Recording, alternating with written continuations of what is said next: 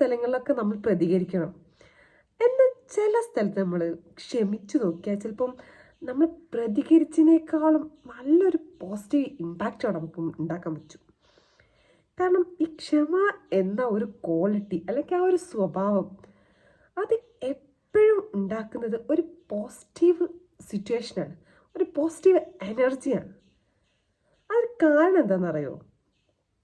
നമ്മൾ ഈ ക്ഷമിക്കുക എന്ന ഒരു പ്രോസസ്സ് നടക്കുമ്പോൾ ഒരാൾ മറ്റൊരാളോട് ക്ഷമിക്കുകയാണല്ലോ. അതായത് രണ്ട് സിറ്റുവേഷൻ ഉണ്ട് അവിടെ, ഒരു നെഗറ്റീവ് സിറ്റുവേഷനും ഒരു പോസിറ്റീവ് സിറ്റുവേഷനും. എന്നാലും അവിടെ ഒരു വഴക്കോ കാര്യങ്ങളൊക്കെ ആകുമ്പം കുറേ കൂടി അത് നെഗറ്റീവിലേക്കാണ് വഴിച്ചുകൊണ്ട് നിൽക്കുന്നത്. ആ സമയത്ത് അതിൽ ഒരാൾ ക്ഷമിച്ചു കൊടുക്കുമ്പോൾ ഇനിയിപ്പോൾ അത് തെറ്റ് ചെയ്യാത്ത ആളാണ്, അയാളാണ് ക്ഷമിച്ചു കൊടുക്കുന്നത്. സാരമില്ല പോട്ടെ, അവൻ ചെയ്തത് തെറ്റാണെങ്കിൽ പോലും ഞാനിത് ക്ഷമിക്കാം, അല്ലെങ്കിൽ സിറ്റുവേഷൻ അനുസരിച്ച് ഈ സിറ്റുവേഷൻ കുറച്ചങ്ങ് ക്ഷമിച്ച് കളയാം എന്ന് വിചാരിക്കുമ്പോൾ അവിടെ എന്താ ശരിക്കും സംഭവിക്കണേ? ക്ഷമിച്ചാൽ ചെറുതായി പോകുന്നുണ്ടോ? ഒരിക്കലുമില്ല.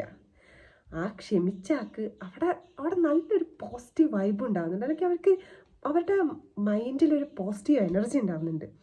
ശരിക്കും ഞാൻ എന്തോ ചെയ്തു, ഞാനൊരു നല്ല കാര്യം ചെയ്തു, അല്ലെങ്കിൽ ഒരു സമൂഹത്തിന് വേണ്ടിയോ എനിക്ക് വേണ്ടിയോ മറ്റാർക്കൊക്കെ വേണ്ടി എന്തോ ചെയ്ത് ഒരു ചെയ്യേണ്ടതായിട്ടുള്ള എന്തോ ചെയ്ത് കഴിഞ്ഞൊരു സാറ്റിസ്ഫാക്ഷൻ അതവിടെ ഉണ്ടാകുന്നുണ്ട്.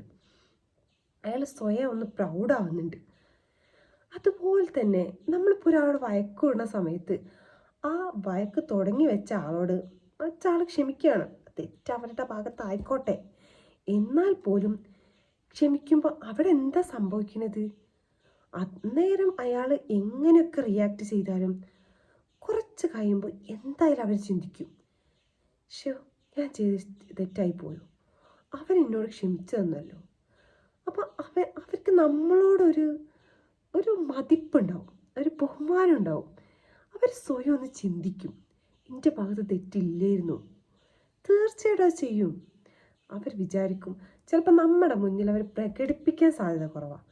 എന്നാൽ അവർ പറയും, ഉള്ളിൻ്റെ ഉള്ളിൽ അവർ പറയും, ഇനി അങ്ങനെ സിറ്റുവേഷൻ ഉണ്ടാവരുത്, ഉണ്ടായാലും ഞാൻ അവനെപ്പോലെ ആവണം, അതിനൊന്ന് ശ്രമിച്ചു നോക്കണം